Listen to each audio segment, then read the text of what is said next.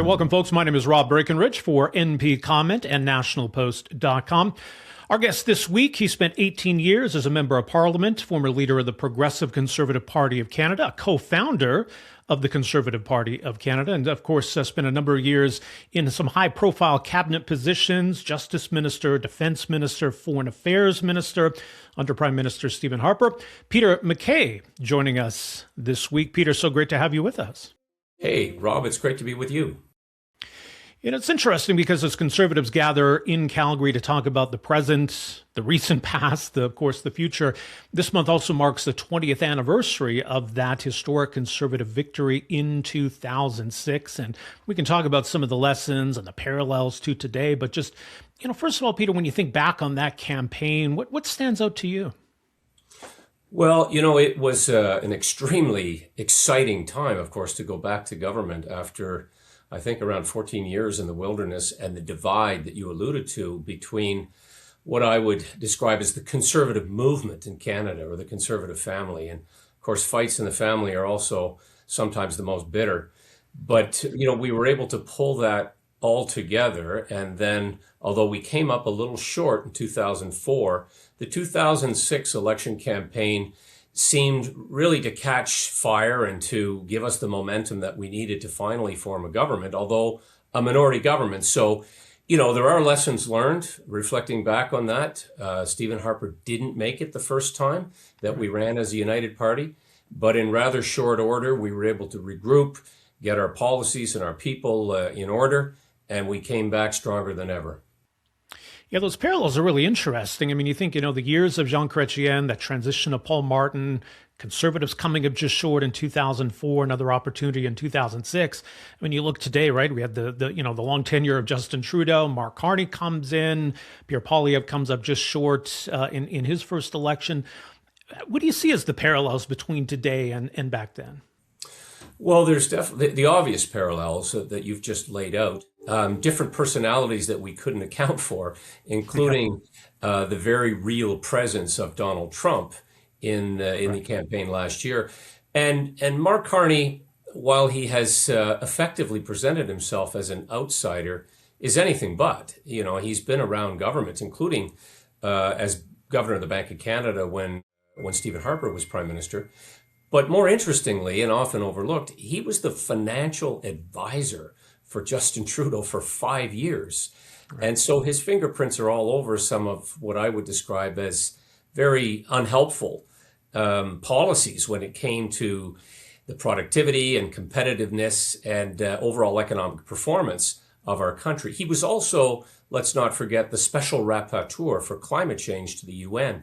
So, you know, he has tried somewhat effectively to distance himself from his part in the Trudeau administration. Paul Martin was less able to do so because he sat inside the Chrétien government as finance minister.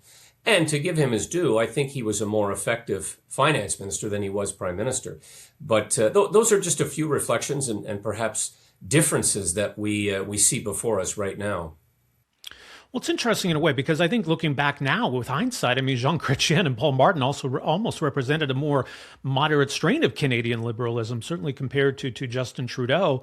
And it's interesting, too, because, you know, Jean Chrétien was never anywhere near as unpopular as Justin Trudeau eventually became. Quite a difference there, it seems like.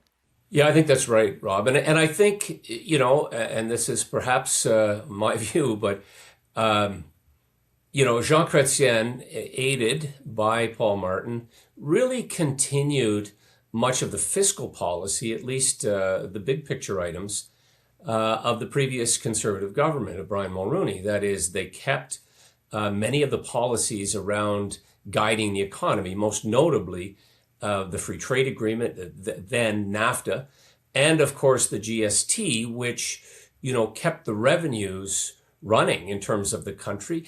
And they took, I would suggest, a more practical approach to foreign policy, which also kept us in good stead with our neighbors.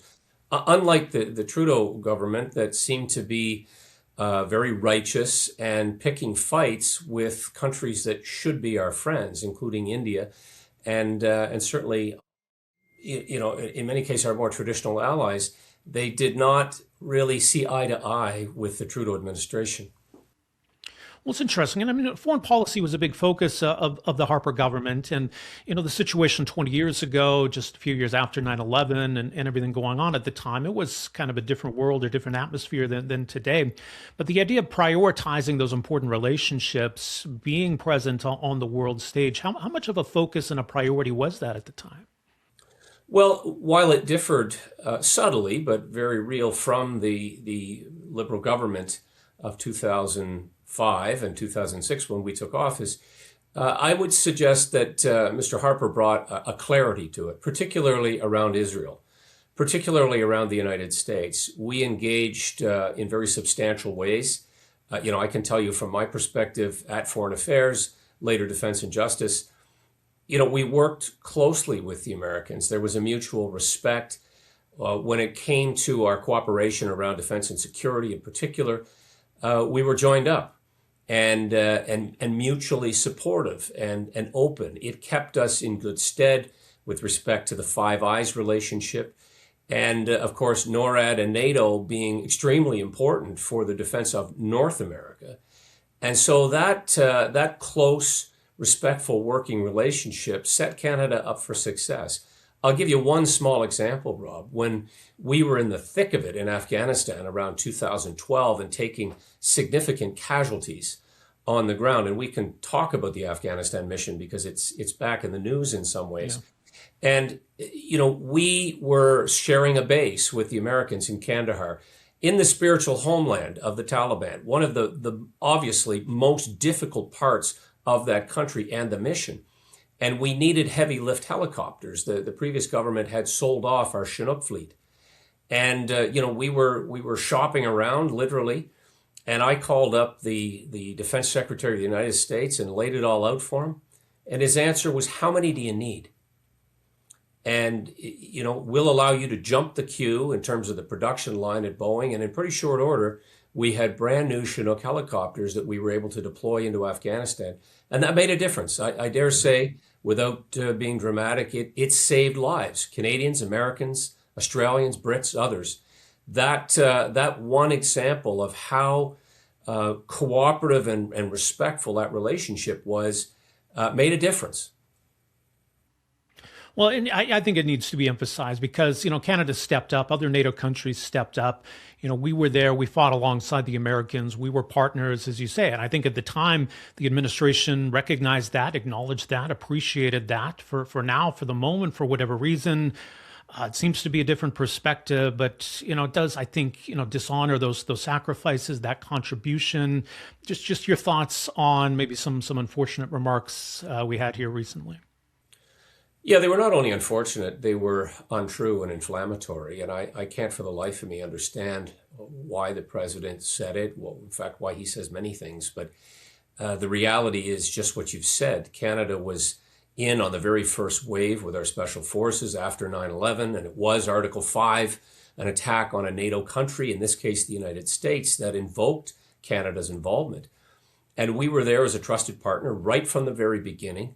Over 40,000 Canadians rotated through over the 12 or 13 years in our participation in the mission. There were, by the end of it, 60 countries, so all NATO countries and others who participated.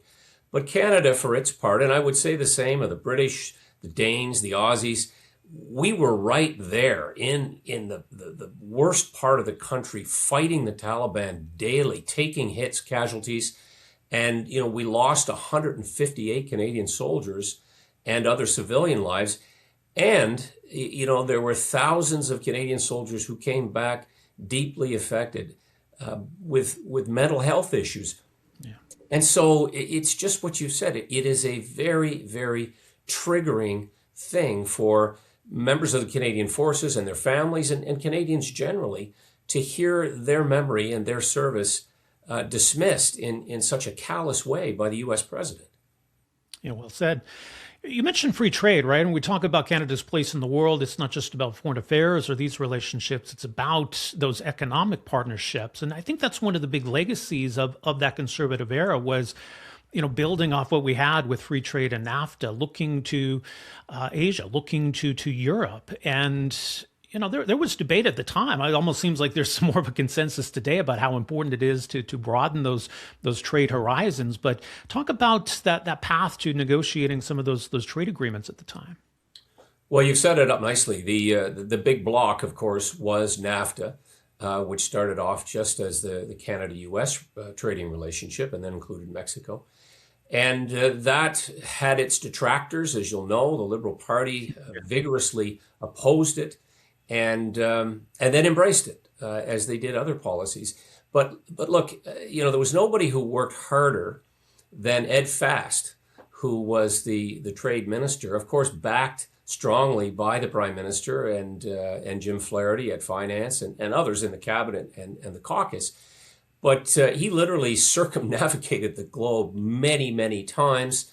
It brought us into the CETA, the Comprehensive Economic Trade Agreement with the European Union, which included Great Britain during the negotiation, and TPP, the Trans-Pacific Partnership, and other trading relationships. I think in total there were 32 that were signed under the Harper administration. And those trade agreements are critically important. It leapfrogs us ahead of other countries, including the United States, in terms of tariff-free access. And of course, the whole weaponization of tariffs now has become such a deterrent for our countries to work together. And yet those trade agreements are there, they're foundational. And I say with some regret, they're not being fully utilized. We're scratching the surface of the relationships in terms of being able to increase Canada's trade and Canada's export of important commodities, wheats and barleys and corns and as we've seen recently, canola, but other commodities as well. Oil and gas, and we can spend a lot of time talking about oil and gas and the very ambitious, aspirational efforts on the part of the Harper administration to get those pipelines coast to coast and through an energy corridor. I dare say we would be in a much more advantageous place today had we been able to get those pipelines through. But trade is so critically important. I think without sounding hyper-partisan, the Trudeau administration just stood pat and really didn't, they traveled around the country, lectured and hectored other countries, sort of held up this righteous indignation about not developing our resources, thinking the other countries would admire us, said there was no business case for oil and gas, and I could go on. But it really put us in a very bad place in terms of our competitiveness, our economic development. And quite frankly, it seems the current Prime Minister, Mr. Carney, is trying to undo some of the very policies that he clearly supported while he was, advising Justin Trudeau. Well, it's interesting. It's where it's been a double-edged sword in a way, maybe for the current Conservative leader, Pierre Poilievre, where I think he was really effective in calling attention to these issues and highlighting the shortcomings of the Trudeau government. Enough so that I think the Liberals realized how out of step they were, of course, leading to Justin Trudeau's resignation. And now with Mark Carney trying to make up for that, trying to at least show Canadians that they're trying to focus on these issues. But it feels right now anyway like we're in that period where it's a lot of talk, it's a lot of rhetoric. Is the opportunity here for the Conservatives really in demanding results and showing that there's a path to results? Yeah, I agree with that, Rob. It's ironic, it's cynical, it's a catch-22 that Mark Carney is now trying to essentially take various policies out of the Conservative playbook, and that's fine. And Pierre Poilievre has said himself he's welcome to take these ideas if, in fact, he actually implements, and that it's action, not rhetoric. And I think that is a point of vulnerability. And so it's a fine line for Pierre to walk, a very difficult role as leader of the opposition, because I think Canadians' attention span on these issues is also shrinking. They've been hearing so much tumult and so much rhetoric and back and forth in the House of Commons. They just want to see the economy improve. They want to see prices come down. They want more affordability. And I think Pierre owned that issue for a very, very long time, as you said, when it came to pointing out the inadequacies of the Trudeau administration. I would also say parenthetically that he essentially you know, dampened any opportunity for the NDP to make progress.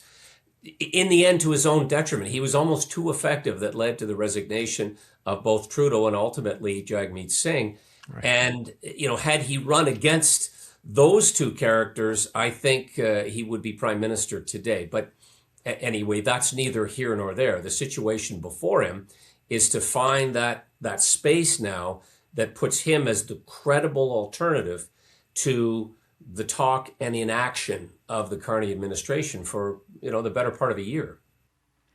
Well, and you said last year, following the election, that an overhaul wasn't necessary, that it wasn't going back to the drawing board and making significant changes. That really what the Conservatives needed to do was to sort of fine tune some things. And maybe this goes back to those parallels, right, to 04 and 06. You still feel that way, or what do you think is the right direction here? Well, far be it from me to tell Pierre or the party how to do their work. They're having that convention in Calgary, I think, to do some of that fine tuning. Yeah. The policy direction, I think, quite frankly, was pretty much spot on. They've identified the need to invest in our military, to work closer with our security forces, to obviously make some changes to the criminal justice system, to the immigration system, but to focus on the economy. And I dare say, having watched Pierre from a privileged position of being in cabinet and working alongside him, he's always and consistently been about the economy and, calling for more effectiveness, less red tape and downsizing government, frankly.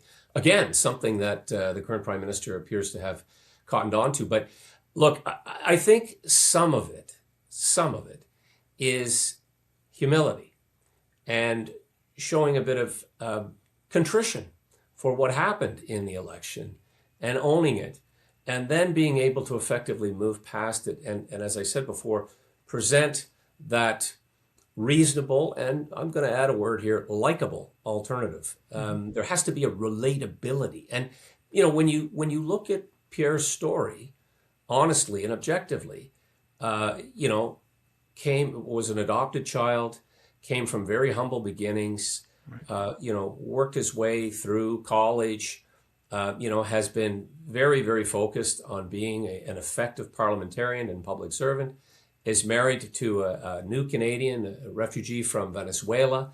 They have 2 children, a beautiful young family. One of his children, his daughter, is dealing with autism.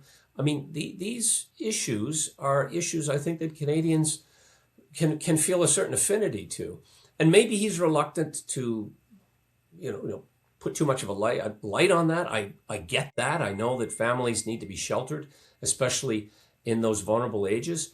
But, Pierre has to open up in a way and let Canadians see a side of him that makes people want to support him.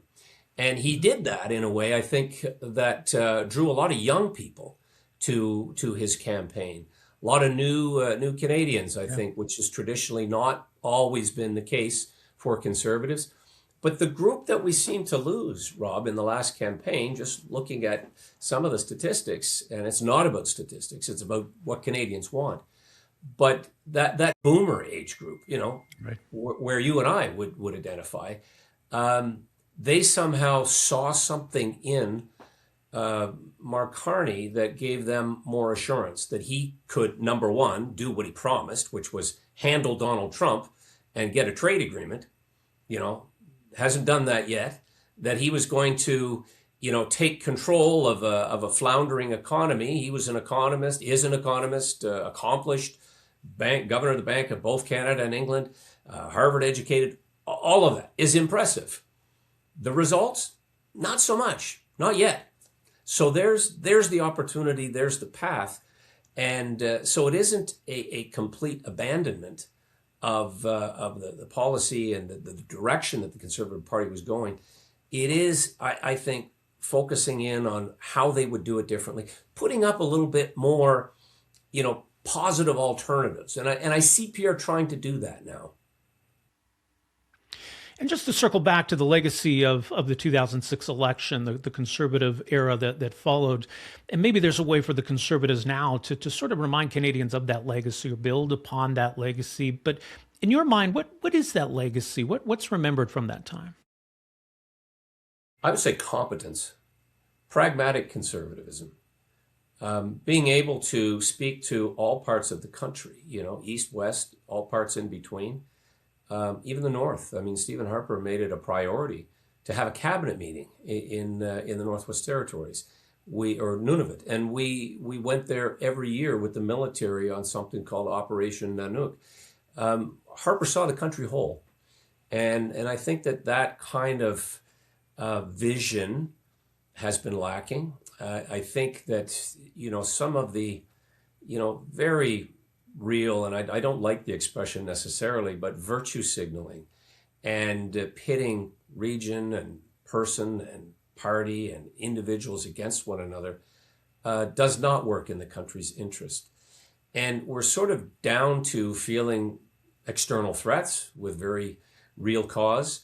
We're seen now as a country that has not lived up to its potential. And, arguably that's been a knock against us for some time. And so I think the Harper legacy is one of having delivered, not on everything. There's obviously, with the benefit of hindsight, things we would have done differently.